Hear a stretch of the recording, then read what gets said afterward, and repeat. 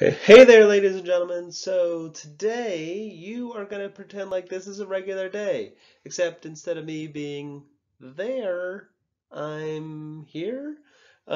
So just like a regular day, you've pulled out your purple packet, you put away your cell phone. I am going to ask the sub to keep an eye on you, and for those of you who have your cell phones out, our substitute is going to borrow those and put them over in our cell phone hotel from time to time. Uh, you've opened your purple packet up. This entire chapter is going to be focused on balancing, so you want to flip open your purple packet to balancing. I'm not exactly sure what page it's on, so if you'll just look in the front index where, right in the front there's, oh, look at that. So it's chapter 7 or 8 or whatever it is. Chapter 7, balancing. And you flip to page 174, so if it's 2, 4, 9, and you'll find balancing. And so once you're there, you'll find our schedule, like we always do. You'll probably notice immediately that the schedule says 3 days. Ooh, ooh, ooh, ooh, 3 days. So if you will think about it, today would be day 1, Friday would be day 2, then we'd have winter break, and then we have our quiz. That would be just evil. So what we're going to do is when we get back from winter break, we'll take an extra day to kind of practice and review, and then take a quiz or a test on balancing. So we're not going to just start here and then boom, right back. I will make one note though. Friday, when we are going over some of the other stuff, some of the homework problems, I am going to do a bunch of demonstrations. It's going to be very interactive. I got a couple reactions planned. Should be pretty cool. All right, so let's keep going. Flip to the next page. Let's start your notes. So chapter 7 is all about chemical reactions. This is not actually in the notes, these 4 little things here, but when we do some chemical reactions in next class, whether it's Friday or Monday after break, Tuesday, whatever day, we're going to do a bunch of reactions. I'm planning on destroying a couple candy canes and a couple of other fun reactions. But there's a couple things that kind of tell us whether or not a reaction has occurred. Number 1, did we see a color change? Did it go from clear to blue or clear to yellow? Number 2, did a precipitate form? A precipitate. In this case, a precipitate means that a solid was formed. So you mix 2 solutions together, and then the solutions, when they react, form a solid, and that solid falls to the bottom. Maybe a gas is formed. If a gas is formed in a solution, you'd see little bubbles, and those bubbles would rise to the top most likely, because 99% of the time, even more than 99%, bubbles are lighter than the solution they're in, and they float to the top. Or the last one, which is a little more subtle, you can't see it, but you can feel it. Heat is produced or absorbed. So maybe you're holding a test tube in your hand, you mix some chemicals together, you don't see anything, you don't see bubbles, you don't see a solid, you don't see gas. Then suddenly the test tube feels really cold. Well, if the test tube goes from room temperature to really cold, then bonds must be rearranging inside and energy is being taken in, and there's a reaction occurring inside the test tube. Now this chapter, we're going to be focused on balancing equations. So, and when we go to balancing equations, let's start with the basics. First of all, here we have a reaction. All right? And the reaction has 2 sides. It has the things we start with and the things we are making. The things we start with are always on the left side of the reaction. They're always called the reactants because they are the things that are coming together and reacting. And when they come together, they are colliding with so much energy that they are breaking apart and then coming together in a new way. And that arrow really represents a whole lot of things. It represents that they're colliding and that they're rearranging and that we have something new being produced. And that's why we call them products on the other side, because they're being produced from these pieces that are no longer there. Okay? So we start with reactants, arrow, we make products. Sometimes when people read a reaction, they say the reactants yield products or the reactants produce products. The arrow is the break between the two sides, I will often kind of just go like, hey, let's just separate these two sides so that we can compare the two sides a little bit better. Now, one of our primary jobs in this reaction is to compare the two sides. And I will often suggest that you make a t-table. Let me make a t-table for this reaction. Yes, I have a whiteboard at home. Who doesn't? So, I'm going to make a t-table. And this side is the reactant side, and this side is the product side. And on the reactant side and the product side, we should have the same elements. This reaction has carbon, it has hydrogen, and it has oxygen. And for a reaction, CHO, if you will, for a reaction to be, sorry, that was stupid. For a reaction to be properly balanced, we must start with the same number of pieces as we finish with. We are starting with how many carbons? So let's look at this reaction. All right, there is 1 carbon in there. 1 carbon, right? How many carbons are on the other side? There is 1 carbon. All right, let's look at the next thing. The next thing might be hydrogen. How many hydrogens are right there? That is 4 hydrogens. On the other side, how many hydrogens are right there? That is only 2 hydrogens, and that is a problem. We can't just have 2 hydrogens. You can't go from having 4 of something, everything rearranges, and 2 of them just like disappear. Where'd they go? They just like fall into a hole? What happened? So there's something wrong with that reaction. We can't have 4 and 2. The two sides literally must be, by the laws of nature, equal. So one of the sides is too little. And it's obviously this side. 2 is not 4, last time I checked. And what we're allowed to do in these reactions is add coefficients. And I'm going to point out what a coefficient looks like right now. A coefficient is a number, like that 2 there, that is in front of the oxygen. A number before the oxygen acts like a multiplier.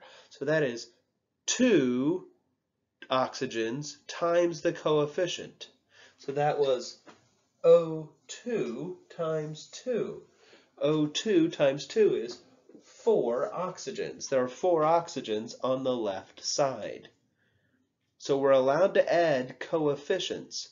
Well, what coefficient could we put in front of this hydrogen to make sure that the two sides were equal? Well, I have 4 hydrogens, and on the other side I have 2 hydrogens. Obviously, I need to multiply this by 74. No, I need to multiply this side by 2. I'm trying to make the two sides equal to each other. So I'm going to try to write a 2 in there. This is probably going to look really ugly because I'm doing this with my finger. Oh, that's disgusting. So I tried to put a 2 into there, and now I have 2 hydrogens times the coefficient of 2. That's 4 hydrogens. Both sides are now 4. The oxygens. So we already established that the reactant side was 4. What's going on with the product side? Well, let's see here. Right here, how many oxygens are right there? And then we have more oxygens over there. Man, there's a lot of orange arrows and weird arrows on there. Well, I want to point out that there's oxygen in 2 spots on the product side. Remember, the product side is the right side of the reaction. We have CO2, so there's 2 there, and then we have H2O. There's 2 oxygens plus 2 times 1 oxygen, which is 4 oxygens. Yeah. So we have 1 carbon, 1 carbon, 4 hydrogens, 2 times 2 is 4. We have 4 oxygens because of that coefficient, and then we have 2 oxygens in the CO2, and then we have 2 waters, each having 1 oxygen. All right, let's see what we can do on the next page. This is what we're doing. This is all we're doing. Is we're gonna be adding coefficients to balance reactions. All right, so you may have noticed that I have removed myself from the picture so that there's fewer distractions. Here is the exact same reaction, but with models to represent what we were just looking at. I'm going to draw, here's the arrow right there in the middle. I'm going to draw my big barrier kind of separating the reactants from the products. And let's count and make sure that everything's balanced now. How many carbons? The carbon's represented by the black sphere. On the left side, there's 1 carbon here, and on the right side, there's 1 carbon there. How many hydrogens? Well, in this molecule, there are 1, 2, 3, 4 hydrogens, and there's 2 hydrogens and 2 hydrogens. That is 4 hydrogens. And then lastly, the oxygens. The oxygens up here, here, and here. And each of those spheres is an oxygen, so that's 4 oxygens. And on the other side, we have an oxygen, an oxygen, an oxygen, and another oxygen. There are 4 oxygens also. So we are trying to show that all of the oxygen atoms, carbon atoms, and hydrogen atoms are moving around, rearranging themselves, and coming into new combinations in perfect balance.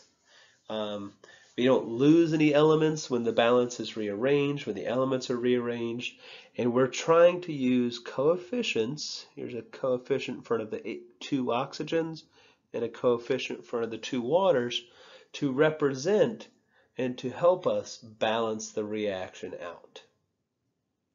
And your job is going to be to add coefficients when they're unbalanced.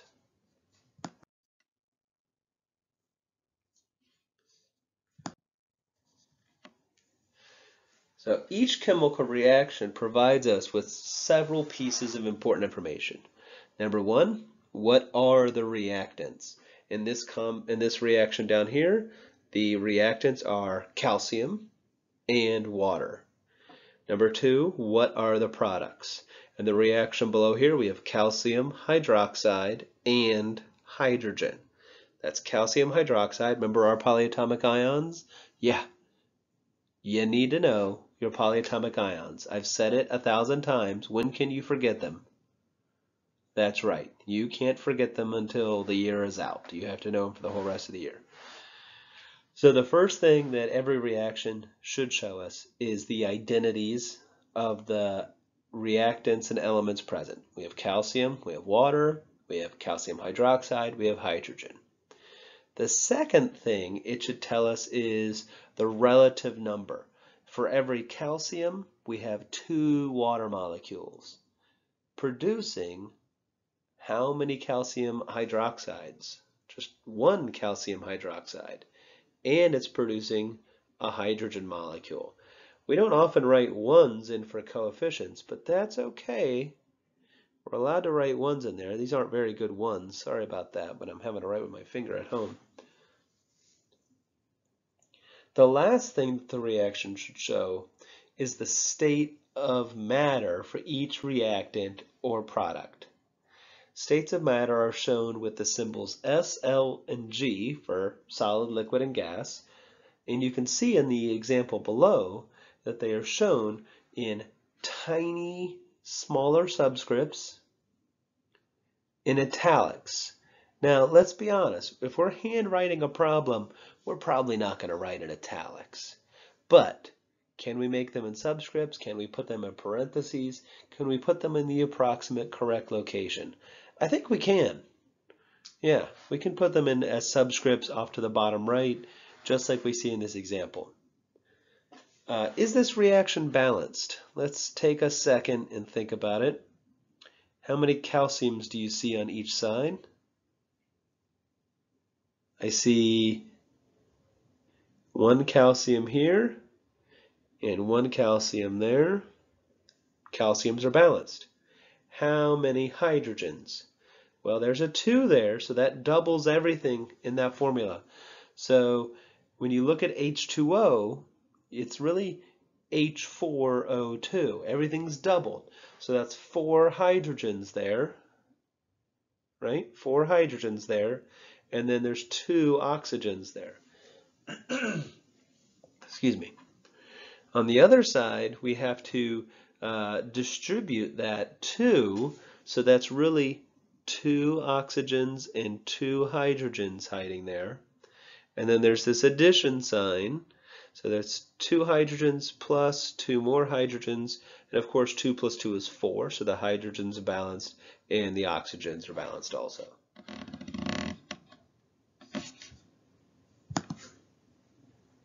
Alright, let's erase all that because it got pretty hideous by the end. And we come back to just the basic thing there, and we see this balanced reaction, 1 calcium, 4 hydrogens, 2 and 2 is 4 hydrogens, 2 oxygens, and 2 oxygens. So we have a balanced reaction that shows what elements and molecules are reacting. It has the relative amount after it's balanced, and it shows what the states of matter are for all of the compounds and atoms in the reaction. Sorry, guys. So in a reaction, there's generally some steps we have to worry about. Number 1, make sure there's the same number of each atom on both sides. That's what we were just talking about. If you start with 2 carbons, you better finish with 2 carbons. Another thing, though, is when you're balancing a reaction, you're only allowed to add the coefficients. You don't want to change the subscripts. You don't want to change these numbers at the bottom. These numbers at the bottom, the Al2O3, were there for a very specific reason. We put the Al2 and the O3 there using charges, like we did in nomenclature. Remember, we would take the charges off the periodic table and figure out what the coefficients, what the subscripts were. So we would take the charges and figure out the subscripts. You cannot just change the subscripts any way you want them. Here's an example of that. Like, this is a very common reaction someone might do. You can take water and break it apart into hydrogen and oxygen. And when you look at that, you're probably saying, well, that's not balanced. Well, I agree, it's not balanced. And it would be real tempting to come in here and change this oxygen, but you can't change the oxygen. You can't change the hydrogen. You can't change that oxygen. You have to put coefficients in to make the reaction balanced. So you look at both sides. You have 2 hydrogens. You have 2 hydrogens. That's already balanced. How about the oxygens? You have 2 oxygens. You have 1 oxygen. That's not balanced. You're going to start with the oxygen this time. So you have to multiply this side by 2. Wow, that looks really weird. To multiply that side by 2 to get the hydrogens and the oxygens okay. And then you're going to multiply the other side, just the hydrogen though, by 2.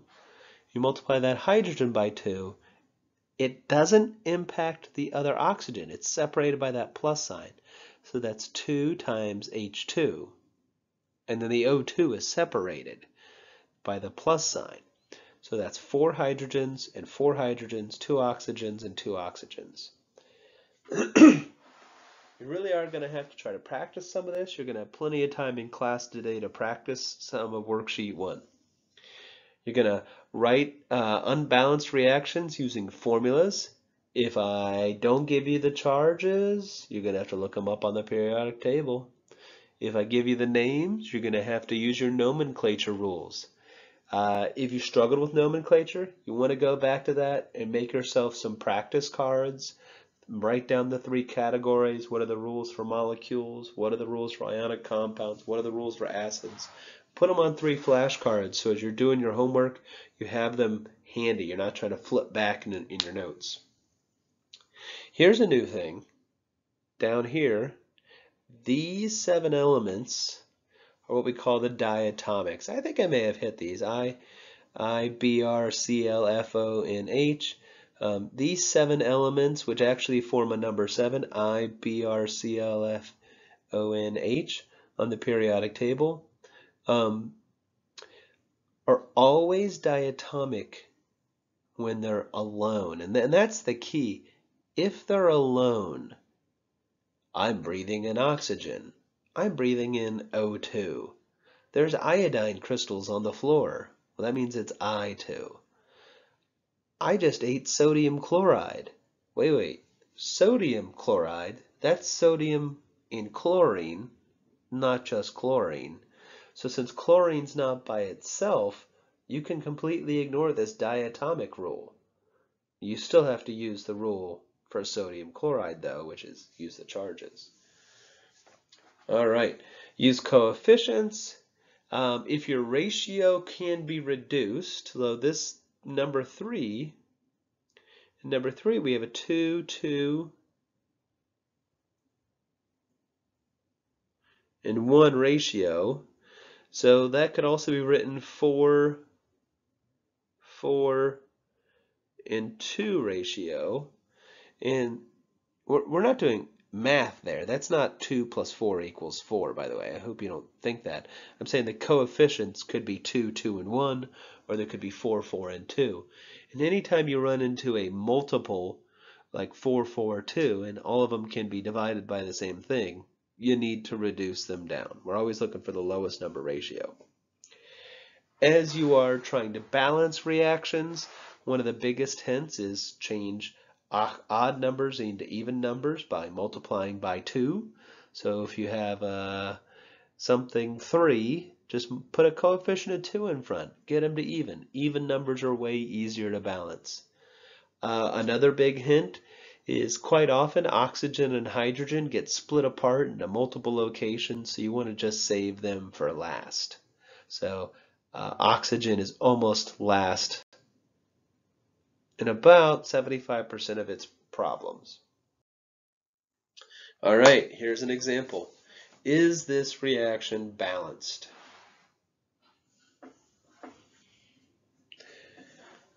The Fe, you have 1 Fe on the reactant side, you have 1 Fe on the product side. That part's balanced.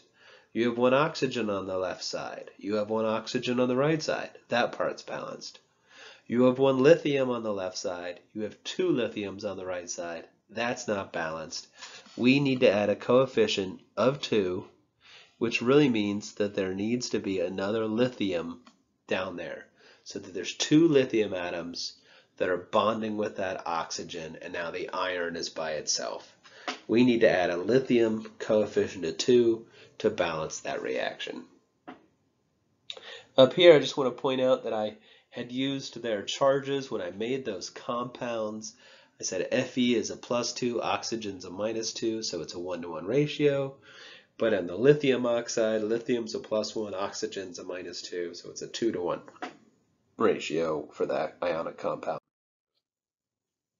Whoa, here's another example. This one's a little bit crazier. So we have 1 zinc, Zn, and 1 zinc, Zn. Cool. Where do you want to go next? You want to go to the chlorine, to the sulfur, to the aluminum. You can pick any element, but just slowly work them. And the second you make a change, then look at the impact of that change. Let's do the aluminum. So here, in this compound, how many aluminums are there? 2, yeah. But on the other side, there's only 1. So we're going to have to multiply this side by 2. Just that compound. Remember, the 2 compounds are separated by that plus sign, so we don't need to worry about the impact of that 2 on the other compound. So I doubled up the aluminum, and now those aluminums are equal. But when I put that 2 there, it also hit the chlorine, didn't it? So how many chlorines is that? 6, yeah. That's 2 times 3, so it's 6. So we have 6 chlorines right now. I'm just gonna make a note to myself that is 6 chlorines. I'm just gonna throw a little 6 over here, and I got 2 aluminums now. So if I've got 6 chlorines, I need to have 6 chlorines over here. They have to be equal. They are not currently equal. What would I have to multiply this by to make it 6? Well, I'd have to multiply it by 3, wouldn't I? So I need to put a 3 in there. I need to multiply that zinc chloride by 3. When I do that, does it go past that addition? It does not. I just tripled the zinc and I tripled the chlorine to fix the chlorine. So my chlorines are good, 6 and 6. My aluminums are good, 2 and 2. I just changed the zinc pretty radically though. Let's fix the zinc.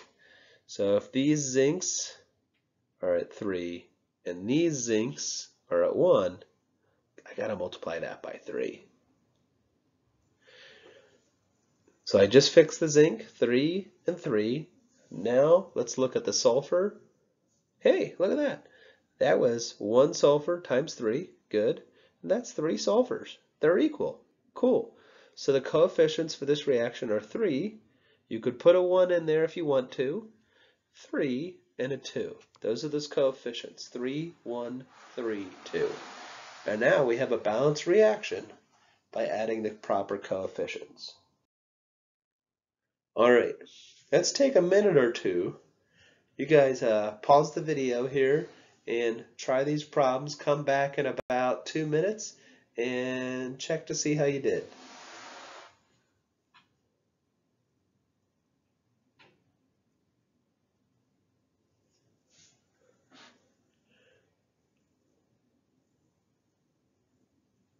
All right, I'm not sure if you paused it or if you're just waiting for me to start talking again, but let's try it anyway.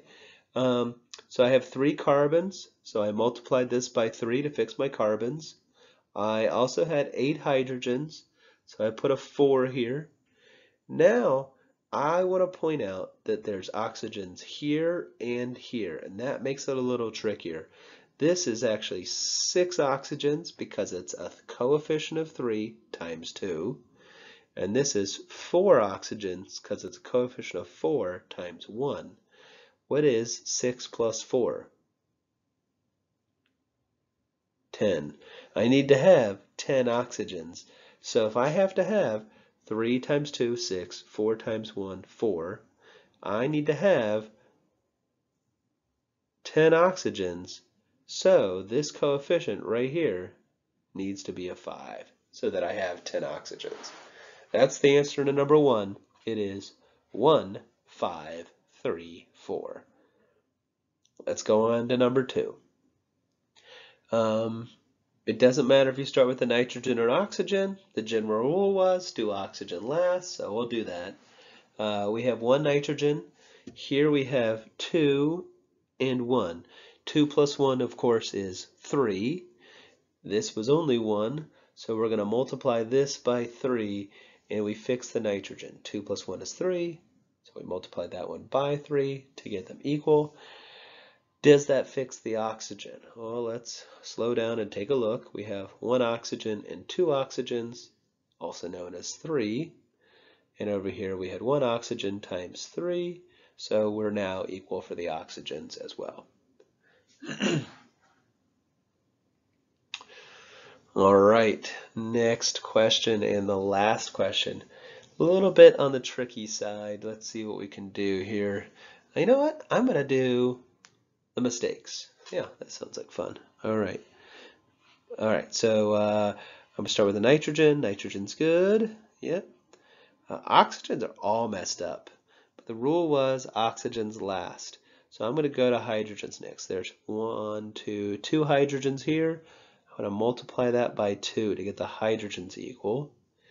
When I did that, it also changed what was good, the nitrogens. So I got to fix the nitrogens now. This is 1 nitrogen times 2. So I need to put a 2 here, don't I? All right. So I've done the nitrogens, both at 2. I've done the hydrogens, both at 2. It's time for those nitty-gritty oxygens, the hard ones. And these are going to be hard. So we'll start over here. This is, I'm going to use red this time. This side is 2 times 3, so that's 6 oxygens. Remember, these two sides need to be equal. So let's count up everything on the other side. I have how many in this one? 4. How many in this one? 1. Okay, now here's where it gets a little weird. I need to use a better pen. Let's just change that. There we go. So I have 6 equals 4 plus 1. Not very good math so far. This needs to be plus 1, doesn't it? For the math to work, it needs to be 6 equals 4 plus 1 plus 1. Just think about the math first. 6 oxygens equals 4 oxygens plus 1 oxygen plus 1 oxygen. Does that mathematically make sense? It does. So we need to write a coefficient in here that would make this equal to 1. I'm going to put 1/2 in there. What? Well, first of all, let's pause. Let's just check the math. What is 1/2 times 2? Or, another way of saying that, what is 1/2 of 2? It is 1. I agree. So, is it balanced in a weird way? Yeah, the hydrogens are good, the oxygens are good, the nitrogens are good. We're not supposed to have fractions though, and this is the only one we've seen like this so far, so we're still learning. We got to get rid of that fraction. We're not supposed to have those. So we're going to have to multiply this current ratio, which is 2, 2, 1 1/2. Multiply everything in there from the beginning to the end by 2. Why am I multiplying it by 2? I got to get rid of that half. When I multiply it all by 2, we'll start with the half. What is 2 times a half? That coefficient becomes 1. What is 2 times 1? That coefficient becomes 2. This coefficient, 2 times 2, becomes 4. This coefficient becomes 4. So the proper answer is 4, 4, 2, and a 1. Here's some examples where you are going to have to work out the formulas first. Occasionally, I give you the formula. I said liquid ethanol, and I gave the formula. Reacts with oxygen to produce. That's your arrow right there, right? So you got to write an arrow. It reacts with, there's your plus sign, all right? Carbon dioxide, there's your CO2, and water, there's your other arrow. After you write all those things down properly, you have to balance it. Here we have magnesium, Mg, and water, so we have our plus sign there. Produces, there's our arrow. Solid magnesium hydroxide, and hydrogen. A lot of these you are going to have to pull out the proper charges. You're going to go to the periodic table and you're going to say, hey, magnesium, you're a +2. Mg +2. And hydroxide, you're OH -1 because you're a polyatomic ion. All right, let's see what the typed version looks like. So here I have typed in all of the formulas. I used the charges properly. Oxygen is a diatomic, so is hydrogen when it's by itself. And here it was by itself, just oxygen. And then the hydrogen is by itself afterwards. It's not in a compound anymore. So I just wrote O2 and H2 for one of those 7 elements. Now you need to balance what you created. Just be careful when you balance it that you count every element up properly. Let's see, let's try the first one there. Well, you pause it, write this down if you didn't already figure it out, then balance it, and then come back and see how you did. Okay, pause it. Or seriously, pause it. Okay, we're back? Okay, we're back. Okay, so here we go. We've got 2 carbons, so putting a 2 there. I've got 5 and 1. See, they're separated. There's 5 and 1 hydrogen there. That's 6. So I'm going to multiply this by 3 to get my 6 hydrogens. Now it's time to add together those oxygens. This is 4 oxygens here. plus, there was 1, but it's really times 3, so that's 7. I'm going to put a 3 here, but that doesn't equal 7. That is a worst 3. It's hard to write on this. There we go. There we go. There's 3. Why did I put a 3 there? Because that's not equal to 7. Well, there is still also 1 oxygen there, so this is 6 plus that 1. All right, I'm going to balance this one by putting a 2 there. That does everything in one move. What? Well, there was 1 magnesium, but there were 4 hydrogens, so I multiplied that by 2. Also fixed the oxygen at the same time. Let's see the third one. Ooh, the third one. We have 1 nitrogen, 1 nitrogen. The oxygens are all messed up. Actually, no, the oxygens are equal right now. It's 2 and 2. The hydrogens are not equal, and when I fix those, everything's going to get blown out of the water. So let's see. We have, it's going to multiply this by 3 and that by 2. Why did I multiply them by 3 and 2? Yeah, that got them both to 6. Good job. Good job. Got them both to 6. Now I got 2 nitrogens, so multiply this by 2. Got my 2 nitrogens. That is 5 oxygens. I need to multiply this by 2.5 to get to 5. You're not allowed to have halves in there, have halves. You're not supposed to have fractions as coefficients, but I had to just to get it balanced, because 2 and 3 was 5. 2.5 times 2 is 5. So now I got to do what to get it all to whole numbers? Multiply by 2. So that's 4, 5, 4, and 6 after I multiply by 2. All right, so that's it. Now you need to pick up your notebook, flip to worksheet 1, and practice. Practice, and when you're done practicing, start again and practice. Many of you need to review your polyatomic ions, you need to review your nomenclature, you need to become great at that stuff. That is all coming back again and again and again and again.